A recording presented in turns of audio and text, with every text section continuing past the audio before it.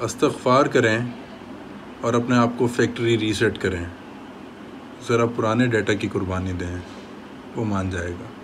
خیال یار۔ صبر کے آ جانے اور صبر کر لینے میں بڑا فرق ہے۔ اگر ان دونوں کے فرق کو مٹا دو تو شکر گزار بن جاؤ گے۔ خیال یار۔ ہار اس کی جو مان جائے، ہار اس کا جو جھک جائے۔ خیال یار۔ محبت کھیل ہے قسمت کا، زلیخا نام رکھنے سے یوسف نہیں ملتا۔ خیال یار۔ شرمندگی کا نام ہی توبہ ہے، اگر آپ اپنے کیے پر شرمندہ نہیں تو توبہ کیسی؟ خیال یار۔ ہم سب اللہ کی مخلوق ہیں، جیسے حشرات، نباتات اور جانور۔ اللہ کا بندہ تو وہ ہے جو اللہ کی بندگی کرے گا۔ خیال یار۔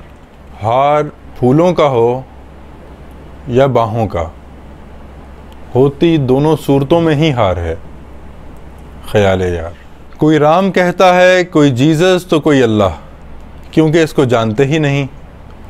جیسے ہی اس کو جان جاتے ہیں تو سب ان جھنجھٹوں سے آزاد ہو جاتے ہیں اور صرف اس کے اور اس کی کریشن کے ساتھ محو ہو جاتے ہیں۔ خیال یار۔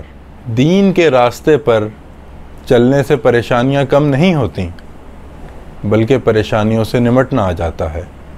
خیال یار۔ کسی کا حق ہمارے لیے زہر بن جائے گا تو حقدار تک حق خود ہی پہنچ جائے گا۔ خیال یار۔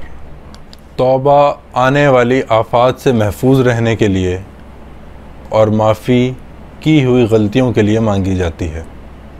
خیال یار۔ سوچنے کی کوئی انتہا نہیں ہوتی، حقیقت کے لیے سوچنا نہیں پڑتا، وہ تو بس حق ہے۔ خیال یار۔ محبت کا سایہ ہوتا ہے اور عشق بے سایہ ہوتا ہے، جس طرح بلب کا سایہ ہوتا ہے اور جب وہ روشن ہو جائے تو اس کا سایہ نہیں رہتا۔ خیال یار۔ تسلیم کر لینے اور ہار مان لینے میں کوئی فرق نہیں۔ خیال یار۔ کچھ لوگ اچھائی ڈھونڈنے کے لیے در بدر پھرتے رہتے ہیں اور کہتے ہیں اچھائی کہیں نہیں ملی۔ کاش کہ وہ لوگ باہر کے بجائے اپنے اندر نظر ڈال سکیں۔ خیال یار۔ موت کو یاد رکھنے کی سب سے بڑی نشانی اپنے کام کے لیے جانشین کی تیاری ہے۔ خیال یار۔